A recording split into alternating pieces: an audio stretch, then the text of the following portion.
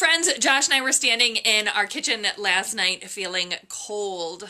Our house is old, and while brick, it does not have a ton of insulation. He wondered about what the weather was supposed to be in the coming days, and I realized that we hadn't looked at the weather report in who knows how long. What does it matter? I asked. We aren't going anywhere. We aren't going anywhere. Not for 2 weeks or more. We are, each of us, where we're going to be for quite a while. The longest while, actually, I've ever experienced.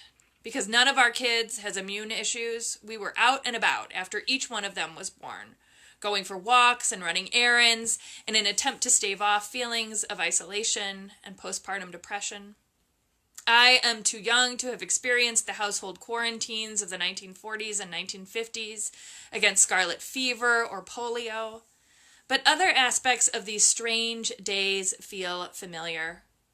When I was a teenager, my dad received a kidney transplant, and in the months prior, our household established protocols to help ensure that he was healthy enough to undergo surgery.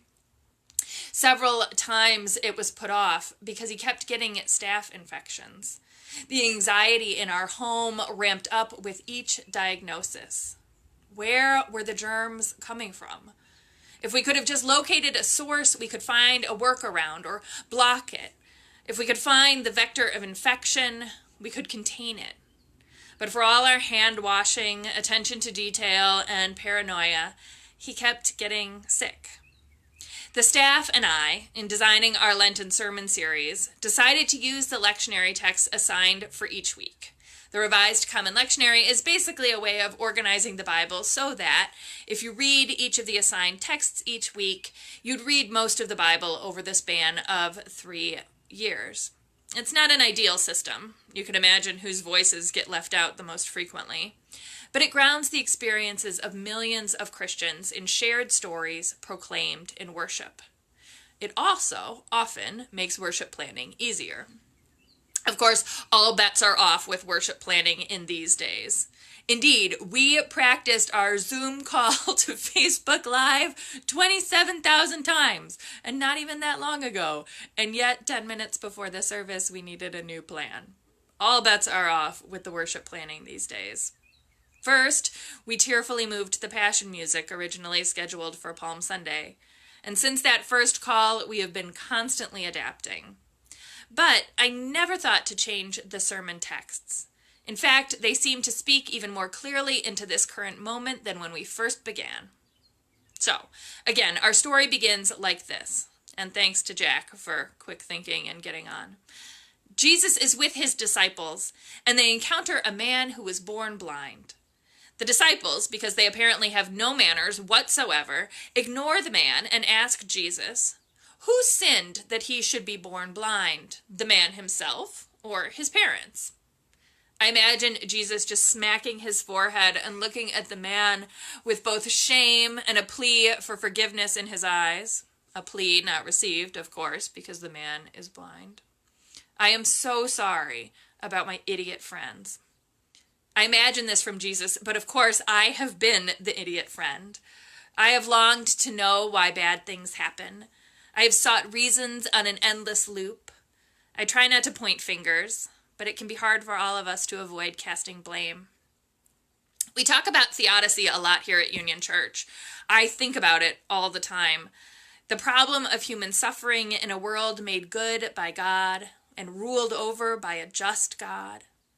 If something is wrong here, if someone is hurting, it seems like it must be the result not of divine error, because we tend not to think that our God can make mistakes, but rather some human action that necessitates God's just response. If a man is blind in that kind of worldview, it must be because someone did something to deserve that kind of punishment. Now, we'll set aside the fact that having different abilities or different capabilities from birth or before is not a sign of sin. But nevertheless, we have questions about why things happen. And we find ourselves in a moment just like that now. If there's a global pandemic, it must be somebody's fault, right, Jesus? This story is ancient, but we hear its echoes today. Are we to blame folks in China or folks who didn't wash their hands enough? Are we to blame the folks who went out on St. Patrick's Day or the folks who travel frequently for work? In outbreaks of typhoid in the early 20th century, a woman named Mary Milan became a vector of infection because she worked as a cook in a number of homes and was asymptomatic. She was, in fact, the first known asymptomatic carrier of typhoid. And because she didn't know she was sick, didn't know that it was possible even to carry the disease and not have any symptoms, she refused to believe that she could be responsible. And it was only when she was forcibly quarantined that she was separated from other folks.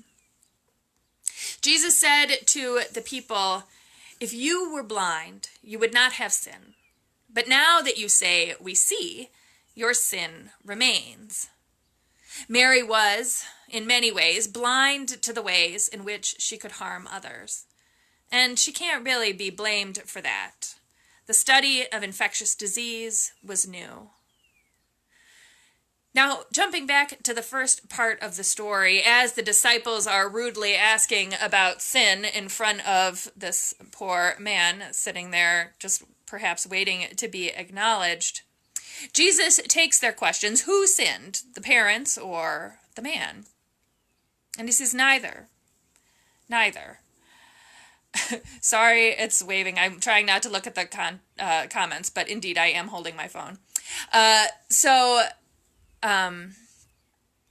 Jesus says, it's not that anybody sinned. It's not anybody's fault. Rather, it's because this becomes an opportunity for the glory of God to be revealed. In this moment for us, there is not much use in pointing fingers.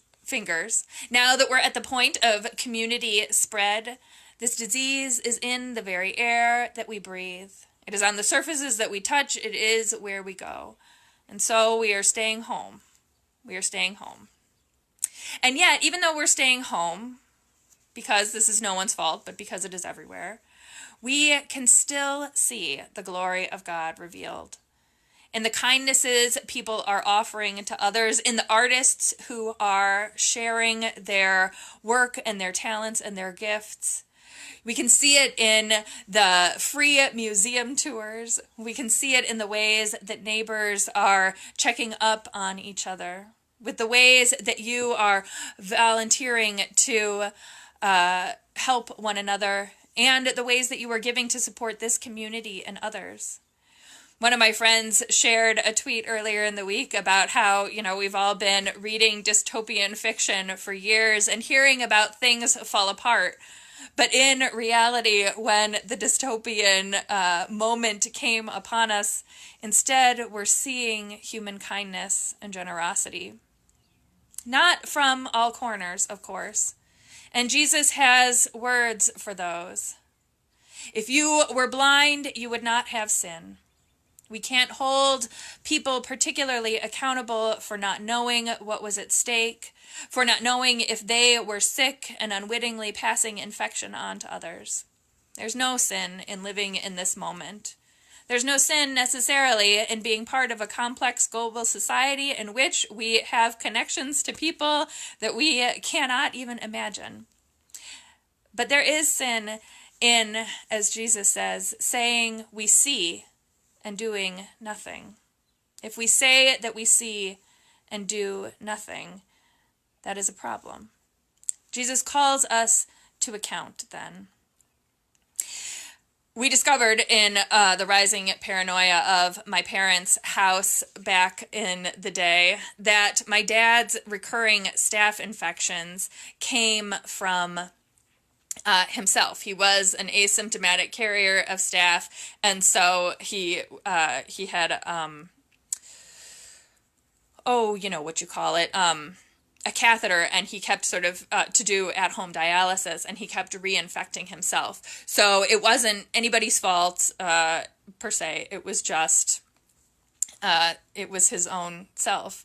It felt a little bit like those ominous those ominous, scary stories where the babysitter is alone in her house, or in the family's house where she's babysitting, and she keeps getting calls that are threatening, and finally she calls the police to have them trace the call, and they're like, it's coming from inside the house. The threat is here among us. The staph infections were right there on his own skin. It is a difficult time.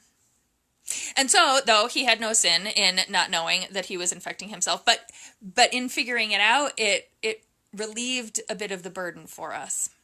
It was not anyone's fault, and that was the first step forward, acknowledging that it was everywhere. We all had to work together, and the solutions were going to be different than what we thought. I saw something really inspiring the other day, and generally speaking, I am against preaching on inspirational things that we have seen on the internet, because who knows if they are true. But I did fact check this one, and so I am going to share it. A number of years ago, the anthropologist Margaret Mead, who of course has all of her Western early anthropology, limitations in terms of speaking of other cultures sometimes, but she was asked by a student back in the day, what was the first mark of human civilization? And the student expected her to say something along the lines of, a particular kind of tool or something like that. And she said, no, the first sign of civilization is a healed femur. A healed femur, of course, because if you break your femur, and then if an animal breaks a femur, then they can't bear weight, they can't move, and they die. That's just how it goes.